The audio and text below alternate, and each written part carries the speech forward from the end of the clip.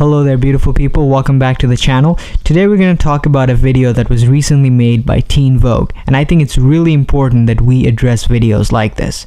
Now, I've recently hurt my back, so I won't be able to appear in front of the camera because I can't sit up or stand up.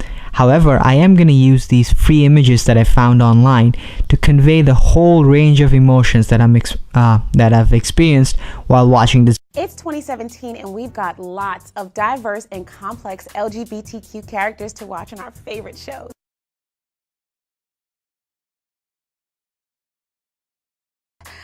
Just kidding. LGBTQ characters are actually few and far between. Oh, and they're mostly white men.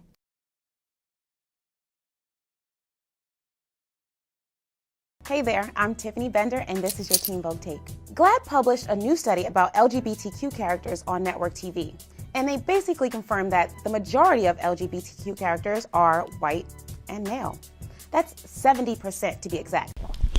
Okay, so the first claim, the writer has a problem with 70% of the subgroup that she's focused on being white. Let's take a greater look at this problem. I am currently in the United States Census Bureau page. Let's take a look at some demographic characteristics of the United States.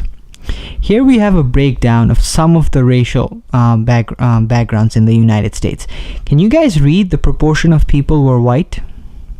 It is 76.9% as of 2016. Now this number changes a little bit depending on how you define the group. You can exclude subgroups from this and bring this number to 70 approximately, depending on which census data you look at. Generally, that number lies around 65 to 70 depending on the census data you're citing.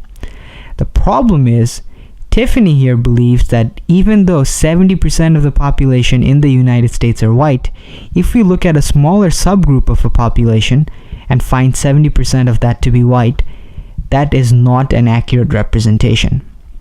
I'm not sure if she is being sarcastic and trying to be funny, or if she just has a very poor understanding of math, but something seems to be a little weird here. 901 characters on broadcast primetime shows who could be considered series regulars, only 6% qualify as LGBTQ. Okay, she mentions that the LGBTQ representation in mainstream television is only 6%. I am currently looking at the Gallup poll data.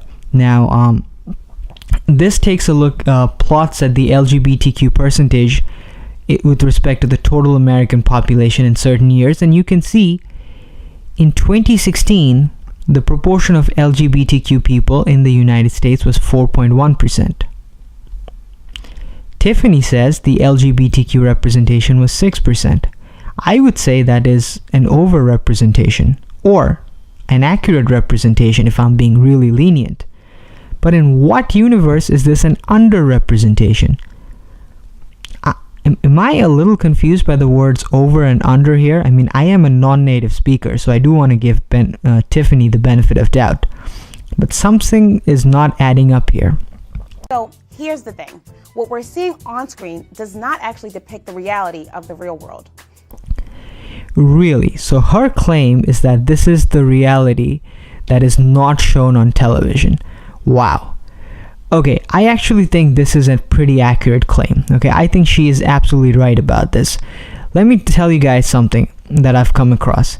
According to Princeton, the American public estimates that on average 23% of Americans are gay or lesbian. Little change from Americans' 25% estimate in 2011, and only slightly higher than their 2002 estimates.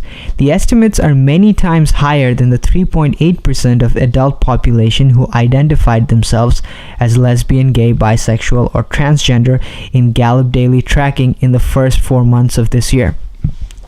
Here we see a problem. An average American greatly overestimates the number of LGBTQ people that actually exist in the country. Some people believe that 23% of Americans are gay.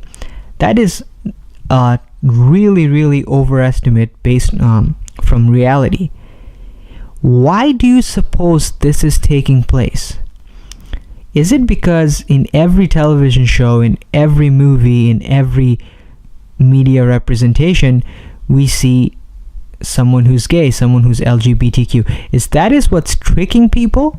into believing that the actual numbers are so much higher than reality? I don't know. Tiffany, do you have an idea? So here's the thing. What we're seeing on screen does not actually depict the reality of the real world. Yeah, I thought so.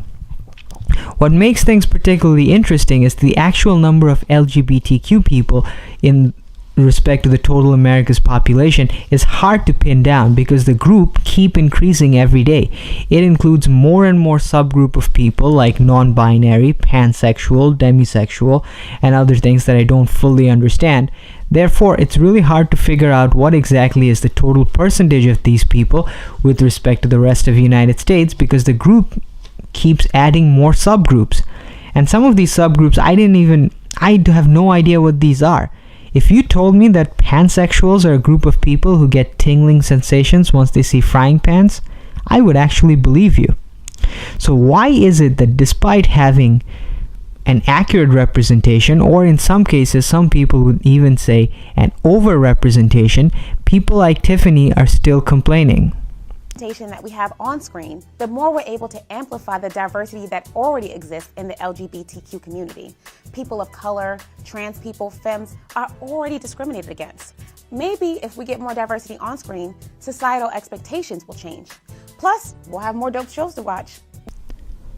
So that's it. You want to spread propaganda so that societal expectations change.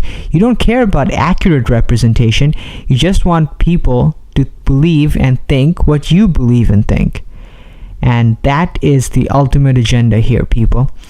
Well, that's the video, you guys. If you got anything out of it, if you liked it, feel free to press that like button and subscribe to the channel for more content. I'll see you guys next time.